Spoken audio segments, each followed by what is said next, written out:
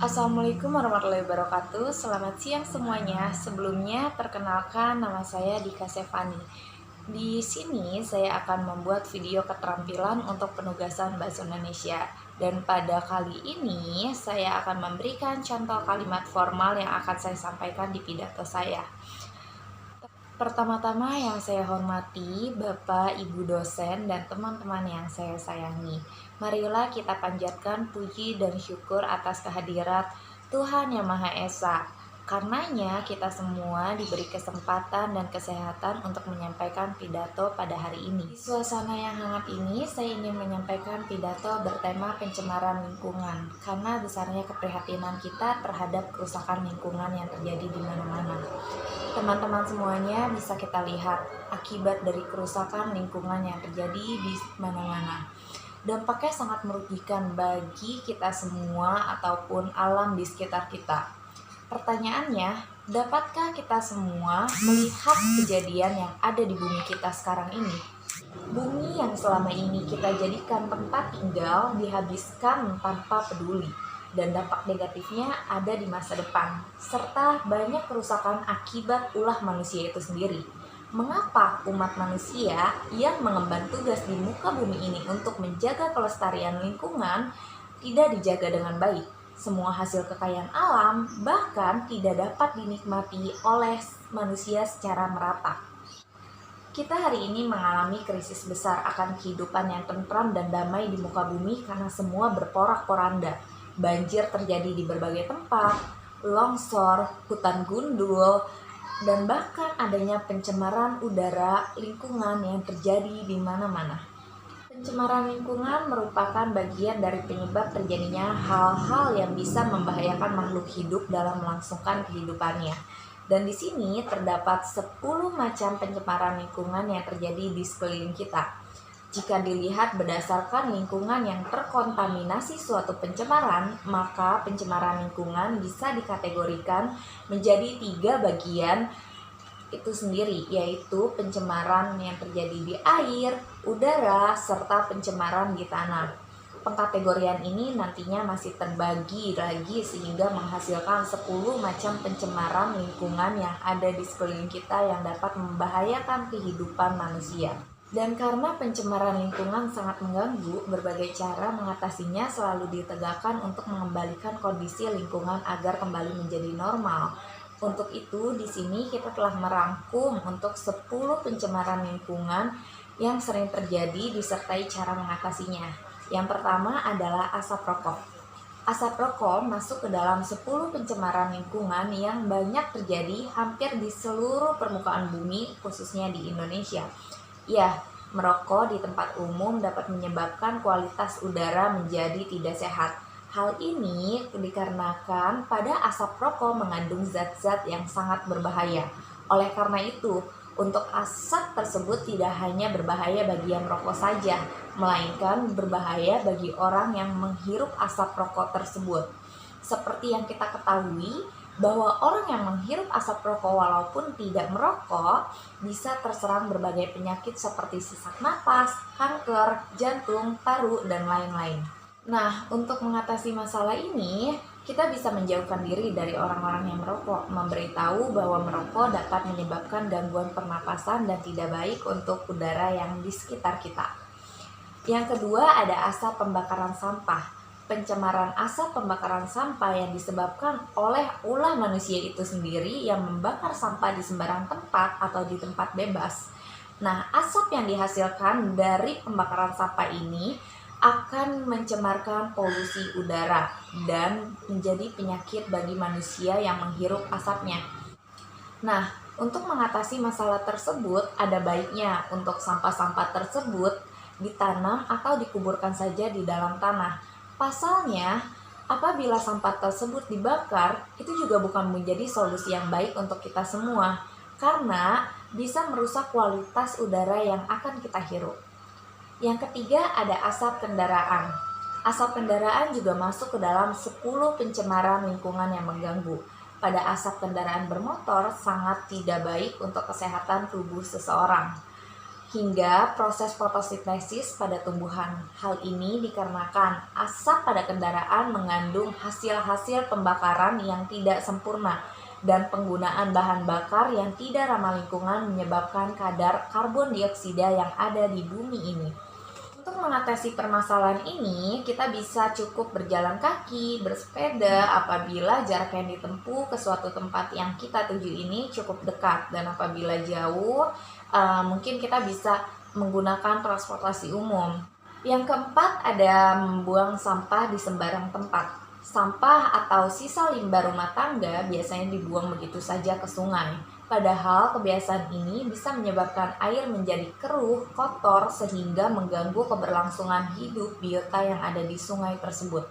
Tak hanya mengganggu biota yang ada di dalam sungai, kebutuhan manusia juga akan terganggu karena air tersebut berubah menjadi keruh dan kotor akibat sampah-sampah yang dibuang di sungai. Parahnya lagi, membuang sampah di sembarang tempat juga dapat menyebabkan banjir. Untuk mengatasi masalah ini, penting untuk kita memiliki kesadaran bahwa air adalah kebutuhan pokok untuk kita semua, untuk makhluk hidup. Jika membiasakan membuang sampah di sungai atau di sembarang tempat, maka bisa menyebabkan hal-hal buruk yang tidak diinginkan. Oleh sebab itu, mulai sejak dini, biasakan membuang sampah pada tempatnya.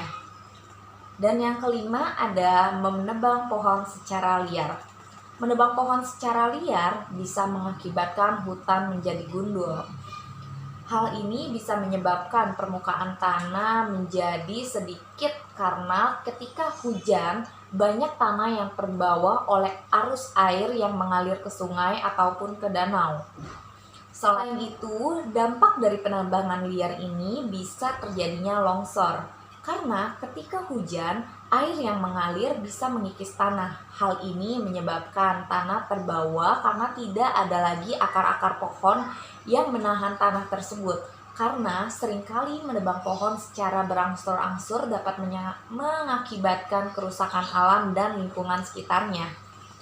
Untuk mengatasi permasalahan ini, penting untuk setiap orang menjaga hutan dengan cara tidak menebang pohon secara liar, dan tindakan selanjutnya melakukan reboisasi dan penghijauan. Dan yang keenam, ada polusi udara. Pencemaran udara atau polusi udara merupakan salah satu dari 10 macam pencemaran lingkungan yang sangat merugikan.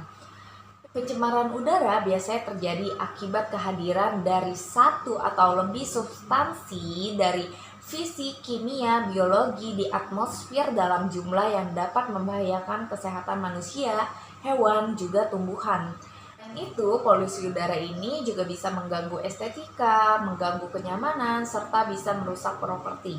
Untuk mengatasi masalah ini, bisa kita melakukan berbagai bentuk sosialisasi kepada masyarakat untuk tidak melakukan pembakaran di arena luas atau tempat-tempat terbuka, karena itu menyebabkan pencemaran udara. Dan yang ketujuh, ada pencemaran tanah. Pencemaran tanah ini merupakan kondisi di mana bahan kimia buatan manusia masuk dan mengubah lingkungan tanah alami. Pencemaran ini biasanya terjadi karena kebocoran limbah cair atau bahan kimia industri, penggunaan pestisida, kecelakaan kendaraan yang mengangkut minyak dan zat kimia, dan lain sebagainya.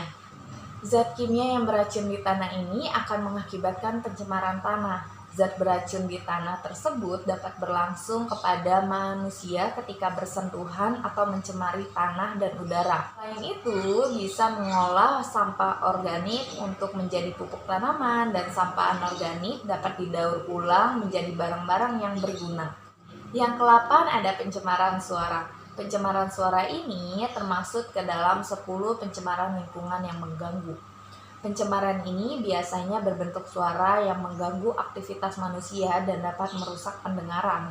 Untuk mengatasi masalah ini adalah dengan mengurangi atau bahkan menghilangkan suara-suara tersebut yang mengganggu dan menerapkan peraturan di setiap wilayah yang rentan masalah ini. Kesembilan, ada pencemaran bahan radioaktif. Apabila di tempat kalian tinggal sudah tercemar bahan radioaktif, maka perlu berhati-hati karena pencemaran ini bisa menimbulkan kanker ataupun tumor. Biasanya pencemaran radioaktif ini berasal dari bom atau reaktif nuklir.